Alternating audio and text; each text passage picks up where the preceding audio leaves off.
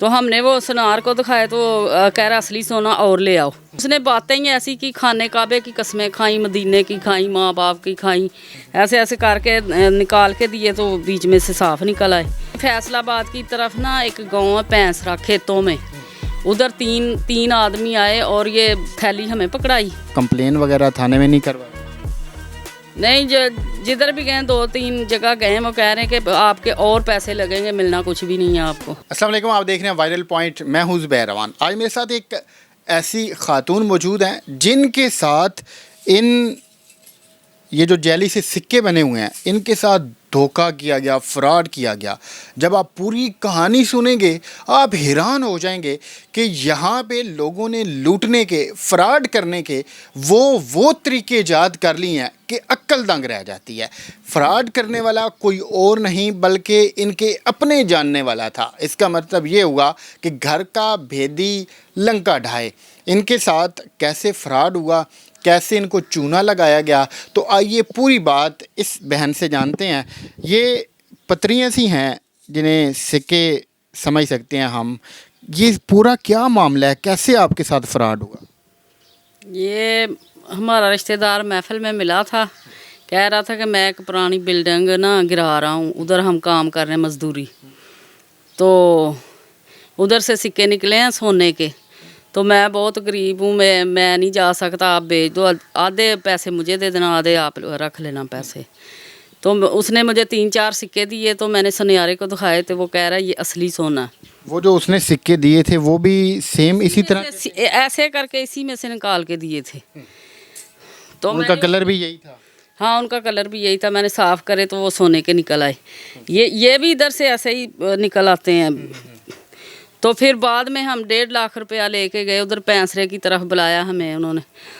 तो बुला के तो 3 आदमी थे, कहने लगे कि आप मेरी बेटी हो, ये सोने के सिक्के हैं, हम नहीं जा सकते, तो आप बेच के आधे पैसे हमें दे दो, आधे आप रख लो। जो हमें पैसे आपने दिए 1.5 लाख, ये भी हम वापस कर देंगे। तो आपको शक नहीं हुआ बिल्कुल भी किसी किस्म का कि आपके साथ कहीं फ्रॉड ना हो जाए या चूना ना लग जाए? नहीं, उसने बातें ही ऐसी की, खाने काबे की कस्में खाई, मदीने की खाई, माँ बाप की खाई, कह रहा कि मैं कुरान की कस्में खाई। फिर मैं, इससे ऊपर तो कोई बात ही नहीं है, कुरान और खाने काबे। तो इनका तो जो रंग है, ये देखें, ये भी काला काला है या स्याह स्याह है, तो इससे भी नहीं आपको पता लगा कि जो सोना होता है उसका तो रंग ही और का भी ऐसा ही रंग था। तो वो ऐसे ऐसे करके मेरे सामने ना उसने ऐसे ऐसे करके निकाल के दिए, तो बीच में से साफ निकल आए। उसने इतबार दिलाने के लिए पहले इनको 3-4 सिक्के में पकड़े हुए थे, पता नहीं उसने क्या किया, क्या चक्कर चलाए, हमारे सामने ऐसे करके बीच में से निकाले। तो हमने वो सुनार को दिखाया तो कह रहा असली सोना और ले आओ। जब हम ये लेके गए, उधर से ले 1.5 लाख दे के सिक्के लेके आए, तो जब लेके गए 2 के काफ़ी सारे सिक्के, तो उसने यार कह रहा कि ये तो पित्तल है सारा। उसने इतबार दिलाने के लिए पहले 3-4 असली सिक्के दिए, इन्होंने सुनारे को चेक करवाए, उसने कहा ये तो असली हैं। उसके बाद फिर से इनका दोबारा उसी शख्स के साथ रब्ता हुआ। उसने इन्हें ये कहा कि मेरे पास अभी और भी सिक्के पड़े हैं, अब मैं वो बेच नहीं सकता, मैं कहीं पकड़ा ना जाऊँ, तो वो आप ले लें। उसने कहा कि और सिक्के हैं, पैसे और दे दो, अभी ना बेचना, ठहर के बेचना, तो पैसे और दे दो, सिक्के ले जाओ, हमें ज़रूरत है पैसों की। फिर हमने कहा कि नहीं, आप लेके आओ। फिर उसका पर्दाफाश हो गया। तो ये बाकी सिक्के लेने के लिए उन्होंने आपको किस जगह पे बुलाया था, यहीं लाहौर में या कहीं बाहर? नहीं, फैसलाबाद की तरफ ना एक गांव है पैंसरा, खेतों में, उधर तीन आदमी आए और ये थैली हमें पकड़ाई।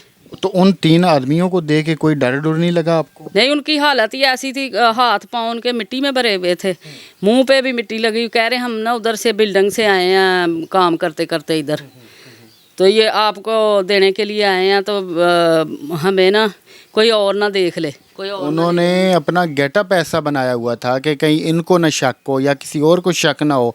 उन्होंने अपने ऊपर मट्टी मुट्टी भी लगाई हुई थी, फिर इनको बुलाया भी। गांव के पास खेत, वहाँ पर हमें बुलाया उसने।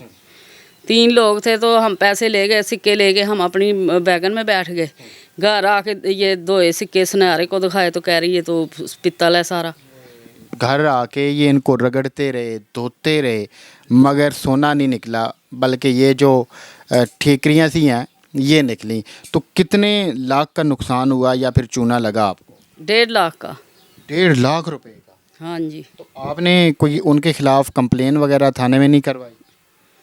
नहीं, जो जिधर भी गए 2-3 जगह गए, वो कह रहे हैं कि आपके और पैसे लगेंगे, मिलना कुछ भी नहीं है आपको। तो वो तो आपका रिश्तेदार था, आपने उसके घर में कोई राब्ता नहीं किया, उनसे नहीं आपने पूछा कि हमारे हमारे साथ इसने फ्रॉड किया? हम लेके गए 2-3 आदमी, तो उसने कुरान उठा के ले आया।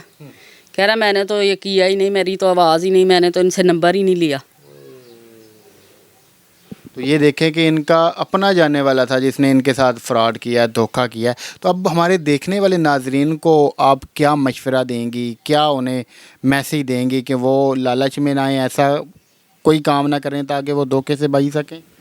हाँ जी, कोई ऐसा किसी के चक्कर में भी ना आए। ऐसी कोई भी बात हो पैसों वाली, कोई पैसे मांगे, कोई मैसेज करे, कोई फ़ोन करे। अब मुझे समझ आ गई, अब मैं किसी के चक्कर 2-3 दफ़ा मुझे बाद में भी फ़ोन आए हैं, लेकिन मुझे समझ आ जाती है। मैंने पहले बड़ा धोखा खा लिया, तो अब मैं कह देती हूँ अच्छा ठीक है। तो वो जो 1.5 लाख आपने दिया है वो कितनी मेहनत का था? आपको कितना टाइम लगा था वो पैसे इकट्ठे करने में, जोड़ने में?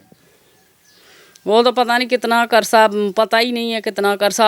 पूरा हफ्ता तो मुझे रोटी नहीं अच्छी लगी, मैं मंजी पे ही पड़ी रही हूँ, मेरे से उठा ही नहीं गया।